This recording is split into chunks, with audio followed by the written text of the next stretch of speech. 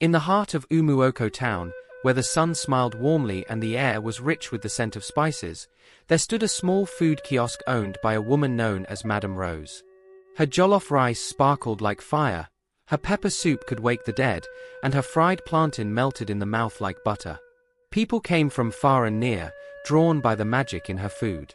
Every morning before the sun rose, a queue already formed outside her shop.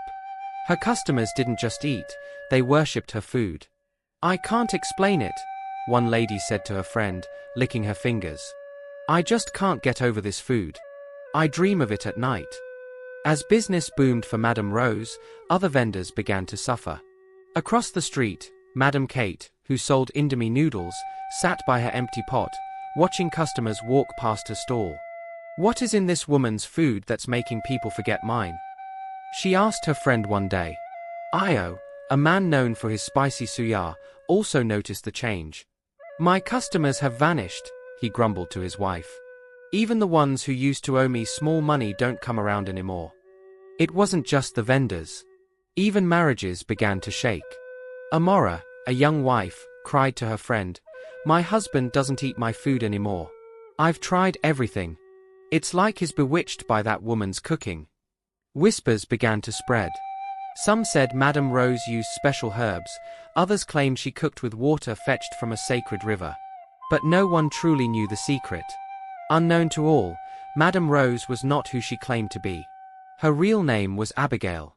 Years ago, Abigail was a humble village woman with unmatched cooking skills. Her jealous husband, in his desperate hunt for riches, had locked her in a hut and left her for dead, hoping to inherit her small fortune. But Abigail didn't die. She escaped and fled to a distant town, where she reinvented herself as Madame Rose. But something had changed in her. She had made a dangerous pact for power and taste. From that day on, every morning, she added a drop of her early morning urine, tainted with the curse of death, to her food. It gave her dishes a taste no one could resist, binding their souls slowly to her. Then came Kimi, a young man who arrived in town in search of work.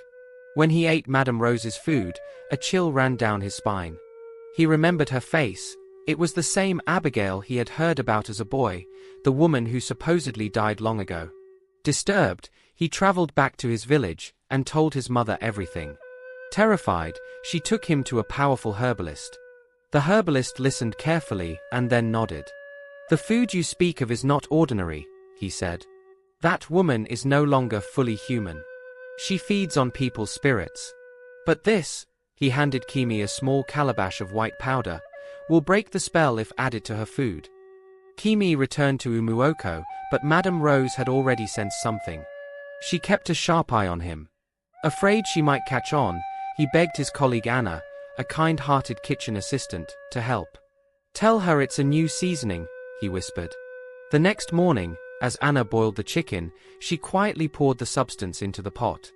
That afternoon, the regular crowd lined up for lunch, but something was different. People frowned after the first bite. "Why does the food taste strange?" someone asked.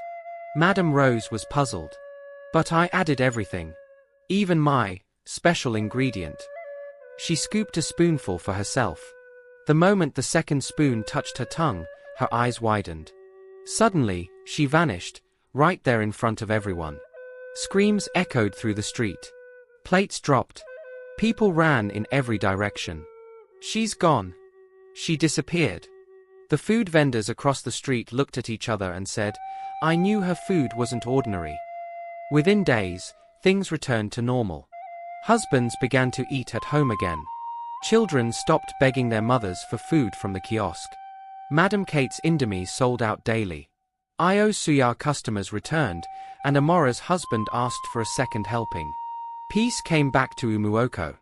Moral lessons of this story is: jealousy and greed lead to destruction. Abigail's husband's greed led her to the path of darkness, and he lost more than he bargained for. Shortcut to success always comes at a price. Madame Rose's desire for instant fame cost her humanity. Evil may thrive for a while, but truth and justice always prevail. Please don't forget to subscribe, like and share for more interesting stories.